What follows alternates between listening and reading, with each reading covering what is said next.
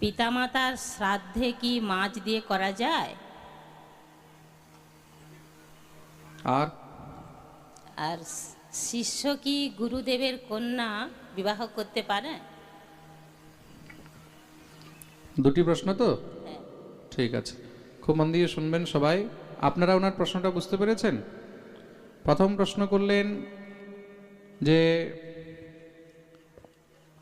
শ্রাদ্ধ, দাঁড়িয়ে থাকুন আপনি জায়গায়।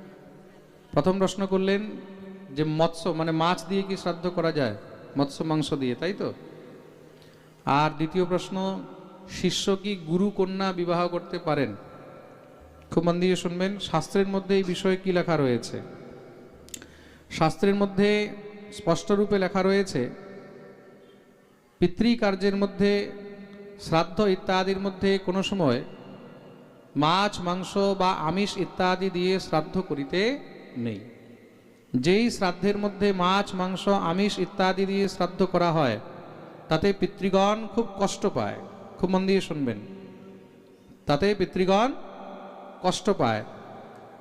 যারা এখানে পিতৃগণের নিমিত্তে শ্রাদ্ধের মধ্যে মৎস্য মাংস ইত্যাদি রন্ধন করেন বা মানুষকে এগুলো খাওয়ায়, তার বদলে পিতৃগণ সেখানে রক্ত পুজ ইত্যাদি খেতে পায়।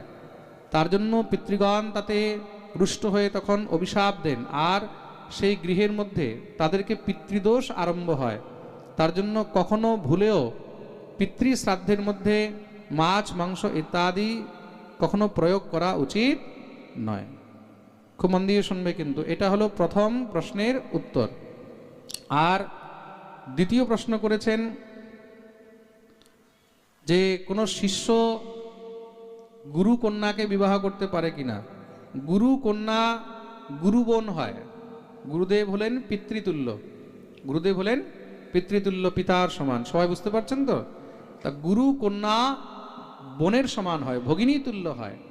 তা যেহেতু গুরুকন্যা ভগিনী তুল্য, সেই কারণে কোনো সময় ভুলেও গুরু কন্যাকে শিষ্য বিবাহ করতে পারে না, তাতে দোষ হয়, অপরাধ হয়। বুঝতে পেরেছেন সবাই? প্রেম সে বলো, বলিয়ে ভক্তবৎসল ভগবান কি।